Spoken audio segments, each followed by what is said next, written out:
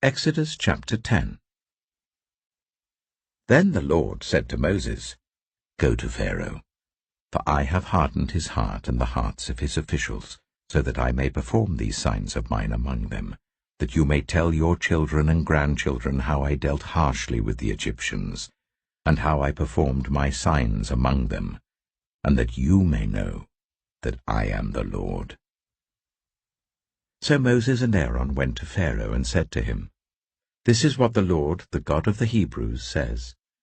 How long will you refuse to humble yourself before me?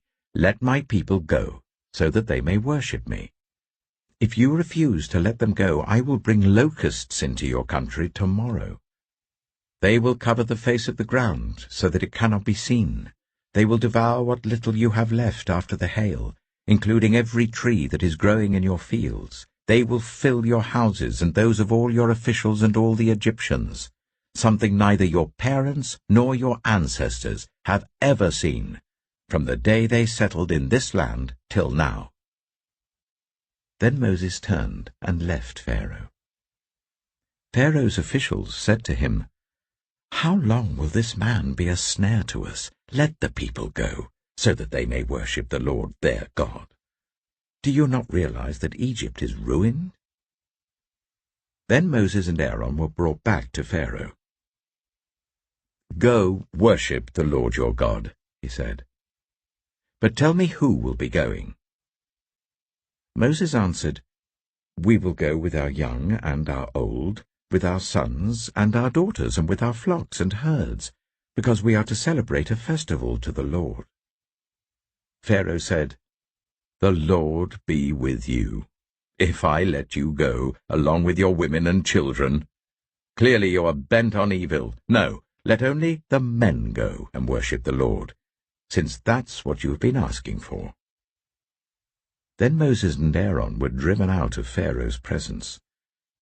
And the Lord said to Moses, "Stretch out your hand over Egypt, so that locusts swarm over the land, and devour everything growing in the fields, everything left by the hail."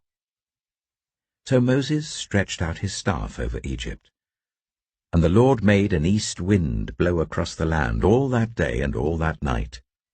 By morning the wind had brought the locusts.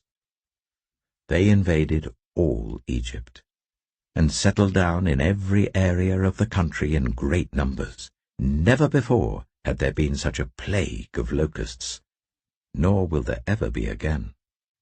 They covered all the ground until it was black. They devoured all that was left after the hail, everything growing in the fields and the fruit on the trees. Nothing green remained on tree or plant in all the land of Egypt. Pharaoh quickly summoned Moses and Aaron and said, "I have sinned against the Lord your God and against you. Now forgive my sin once more, and pray to the Lord your God to take this deadly plague away from me." Moses then left Pharaoh and prayed to the Lord. And the Lord changed the wind to a very strong west wind, which caught up the locusts and carried them into the Red Sea. Not a locust was left anywhere in Egypt. But the Lord hardened Pharaoh's heart, and he would not let the Israelites go.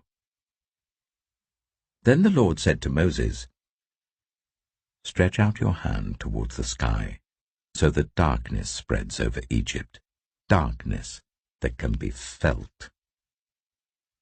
So Moses stretched out his hand towards the sky, and total darkness covered all Egypt for 3 days. No one could see anyone else or move about for 3 days. Yet all the Israelites had light in the places where they lived. Then Pharaoh summoned Moses and said, "Go, worship the Lord. Even your women and children may go with you, only leave your flocks and herds behind." But Moses said, "You must allow us to have sacrifices and burnt offerings to present to the Lord our God.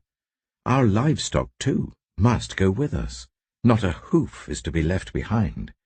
We have to use some of them in worshipping the Lord our God, and until we get there, we will not know what we are to use to worship the Lord." But the Lord hardened Pharaoh's heart, and he was not willing to let them go.